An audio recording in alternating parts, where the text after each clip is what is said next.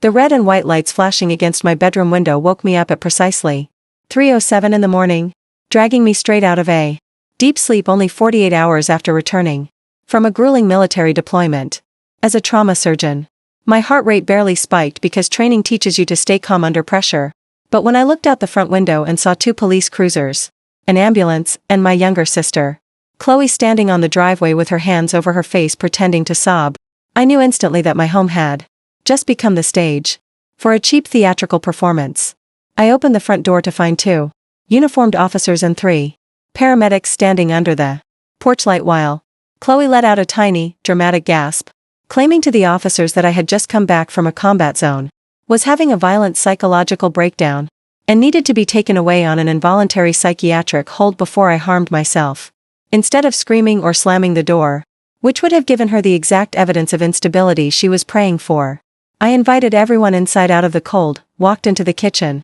and calmly set a pot of coffee to brew while maintaining complete emotional composure. Standing in my own entryway, I pulled out my active duty military identification and medical credentials, introduced myself as a senior surgeon, and clearly stated that I was fully oriented, showed 0 signs of trauma, distress, or impairment, and requested that the officers document the exact details of the false call. Chloe tried to keep up her trembling act, but her face completely changed the moment I mentioned that my exterior security cameras had recorded every second of the quiet night, proving that not a single scream or disturbance had occurred prior to the arrival of the emergency services. The paramedics checked my vital signs, recorded a steady pulse of 72 with perfectly normal blood pressure, and concluded that there was absolutely no clinical or legal justification to detain me, leaving the officers visibly annoyed at having their time wasted on an obvious domestic setup. After the emergency team left and Chloe slunk back to her car without getting the scene she wanted,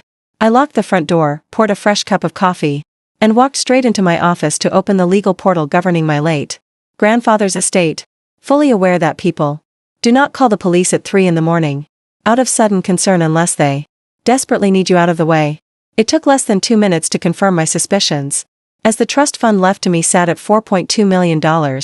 but buried deep within the legal contingency clauses was a specific condition, stating that if the primary beneficiary was declared mentally unfit, temporary administrative authority over the assets would immediately transfer to nearest family members. Browsing further through recent filings, I uncovered a freshly submitted emergency petition for legal guardianship over me, supported by a signed psychiatric evaluation from a private practitioner named Dr. Sterling, who turned out to have 0 hospital affiliations and shared a private country club membership with Chloe's husband, Julian. Before I could even close the database tab, my phone rang, showing my mother's name on the screen, and when I answered, she immediately launched into a gentle, manipulative script about how my deployment must have damaged my mind and how the entire family just wanted to help me rest by managing my financial affairs. I kept my voice entirely neutral, refused to argue with her twisted narrative, and simply stated that I would think about their offer, giving them the false impression that their pressure tactic was working so they would stay comfortable long enough for me to build an ironclad counter-strategy.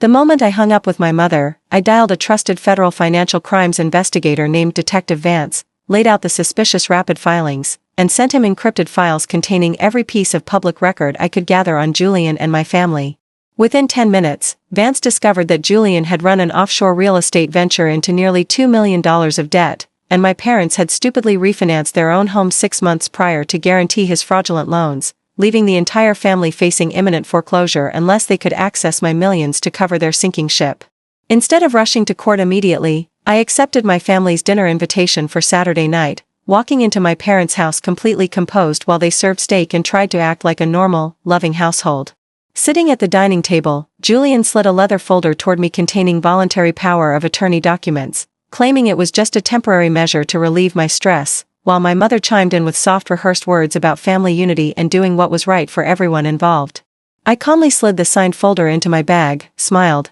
and informed them that my personal attorney would be reviewing every page before I signed anything, causing the color to drain from Julian's face and the awkward silence in the room to turn ice cold as they realized their smooth timeline had just shattered. Predictably, by Monday morning, a certified county court summons arrived at my door, revealing that my family had bypassed negotiations entirely and filed an emergency ex parte guardianship petition, attaching a selectively cropped clip of the porch security footage to make it look like I was resisting emergency responders. When the hearing date arrived, I walked into the county courtroom dressed in my formal military dress uniform with all medals pinned sharply, accompanied by a senior judge advocate general colonel and 2 federal agents who took seats directly behind our table. Chloe sat across the aisle in a soft designer dress looking like a grieving victim, flanked by Julian and my parents who held tissues and adopted solemn expressions for the judge, entirely unaware that the trap they had meticulously laid was about to spring shut on them instead. The opposing attorney delivered a practiced opening statement about combat stress and asset preservation,